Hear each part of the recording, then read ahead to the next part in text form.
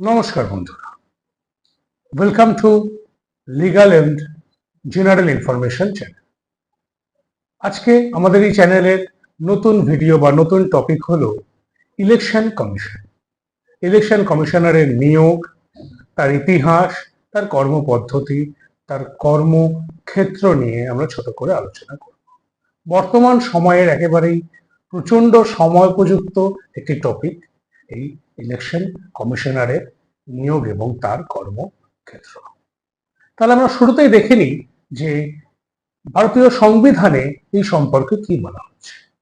ভারতীয় সংবিধানের 324 থেকে 329 ধারা, ইংরেজিতে আর্টিকেল 324 থেকে 329 অবধি পার্ট 15-এ ইলেকশন কমিশনারের নিয়োগ এবং তার কর্মপদ্ধতি নিয়ে ডিটেলসে আলোচনা করা আছে।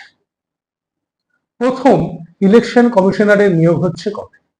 প্রথম ইলেকশন কমিশনারের নিয়োগ হচ্ছে 25শে জানুয়ারি 1950 খ্রিস্টাব্দে।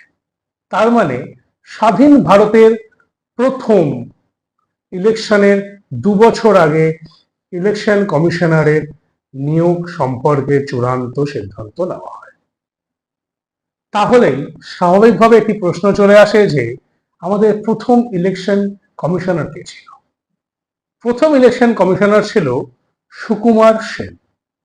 প্রাথমিকভাবে একজন ইলেকশন কমিশনার নিযুক্ত হলেও 1993 খ্রিস্টাব্দের 1 অক্টোবর, তখন ভারতবর্ষের প্রধানমন্ত্রী ছিলেন পিভি নরসিমহা রাও, তার আমল থেকে সিদ্ধান্ত নেওয়া হয়েছে 3 জন ইলেকশন কমিশনার নিয়ে একটি বোর্ড তৈরি হবে এবং তার মাথায় থাকবেন চিফ ইলেকশন কমিশনার। আচ্ছা, তাহলে এই ইলেকশন কমিশনারের বা ইলেকশন কমিশন বোর্ডের প্রধান বা অন্যতম গুরুত্বপূর্ণ কাজ কি, তাদের কর্মক্ষেত্রটা কি? তাদের প্রধানত কর্মক্ষেত্র হলো জেনারেল এবং বাই ইলেকশন গুলোকে কন্ডাক্ট করা। যদি আরো সোজাভাবে বলতে হয় তাহলে বলতে হবে যে বিধানসভা এবং লোকসভা এমএলএ এমপি কারা হবে কারা হবে না তার যে ইলেকশন, সেই ইলেকশনগুলিকে কন্ডাক্ট করা হলো তাদের প্রধান কাজ। ইলেকশন কমিশনারের অফিস রয়েছে নয়াদিল্লি বা নিউ দিল্লিতে। এবার আমাদের মনে একটা ছোট্ট প্রশ্ন চলে আসে যে একজন ইলেকশন কমিশনার যিনি নিযুক্ত হবেন তিনি কতদিন অবধি তার কর্ম সময়সীমাটা থাকবে, তার ডিউরেশনটা কতদিন হবে? এই ক্ষেত্রে কনস্টিটিউশন বলছে যে হয় তার সময়সীমা হবে 6 বছর অথবা তার বয়স হবে 65 বছর। যেটি আগে হবে সেটিকে ধরা হবে।